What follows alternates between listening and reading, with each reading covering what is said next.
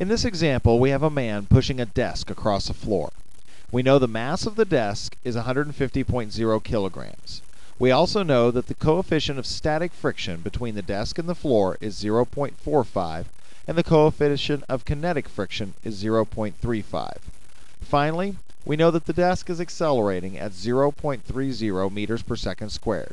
And the question is, with what force is the man pushing? Well, as is the case with all of these problems, we first have to look at all of the forces involved. They're drawn for you in the diagram, but let's go through them. The man is pushing to the right with a force that we call capital F.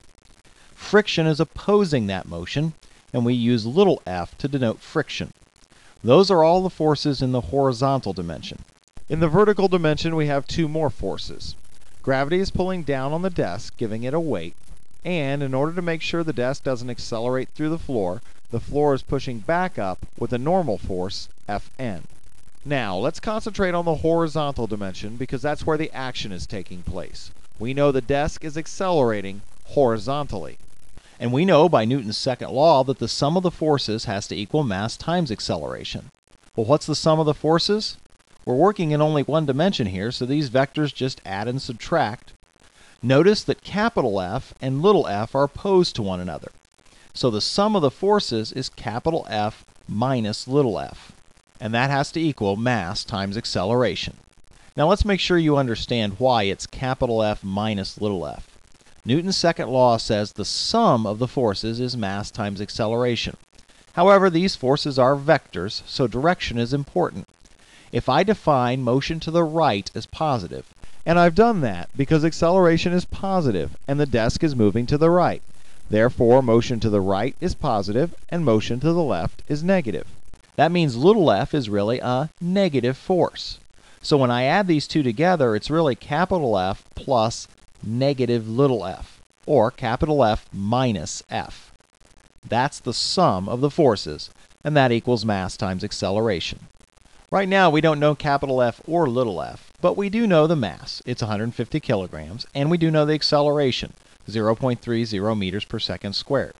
So when we multiply those together, we find that capital F minus little f equals 45 kilogram meters per second squared, which is the same as a Newton.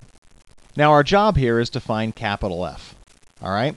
Well, if we need to find capital F, then we have to figure out what little f is, because there's no way I can solve this equation unless I figure out what little f is. Well, we have an equation for little f, that's friction, and friction equals mu times the normal force. Which mu are we using? Well, think about it. We're told that the desk is accelerating. That means it's moving. If it's moving, we have to use the coefficient of kinetic friction, so mu is 0.35. Well, we also need to know the normal force. We can figure that out by looking in the vertical dimension. There's no motion in the vertical dimension, so the sum of the forces there have to equal 0, which means that the normal force has to completely counteract the weight. In other words, the magnitude of the normal force has to equal the weight.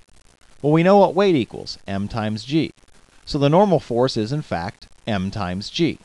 Well, we know m, 150.0 kilograms. We know g, 9.8 meters per second squared. So when we multiply those together, we find that the normal force is 1.5 times 10 to the 3 kilogram meter per second squared, which is the same thing as a Newton. So we can take that value for the normal force and stick it into our equation for friction. So friction is mu times 1.5 times 10 to the 3 newtons. Well, we're given mu, that's 0.35. So friction is 0.35 times 1.5 times 10 to the 3 newtons, or 5.3 times 10 to the 2 newtons. So now we know what little f is, 5.3 times 10 to the 2 newtons. So we can stick it into our original equation, capital F minus little f equals 45 newtons, and we find that capital F minus 5.3 times 10 to the 2 newtons equals 45 newtons. So to solve for f, we just add 5.3 times 10 to the 2 newtons to both sides of the equation. So capital F is 45 newtons plus 5.3 times 10 to the 2 newtons. Now, we've got to make sure we report our answer to the proper significant figure. Now we're adding here, so we have to look at decimal place. I want to go through this because the scientific notation can be a little deceiving. Look at 45. Its last significant figure is in the ones place. Look at 5.3 times 10 to the 2. You might be tempted to say that that 3 is in the tenths place, but it's not. It is 5.3, but it's 5.3 times 10 to the 2. 0.3 times 10 to the 2 is 30. So that 3 is actually in the tens place. So I can only report my answer to the tens place. So the final answer is 580, or 5.8 times 10 to the 2 newtons. That's the force with which the man is pushing. Now once again, think about how we solved this equation. We looked at all forces in the problem. The action is going on in the horizontal dimension, so we figured out that the sum of the forces, capital F minus little f, had to equal the mass times the acceleration. However, to finish the problem, we had to figure out what little f was. To figure out what little f was, we had to figure out what the normal force was, so we had to go to the vertical dimension to figure out the normal force. So we used both dimensions in solving this problem. We've got to get used to thinking that way.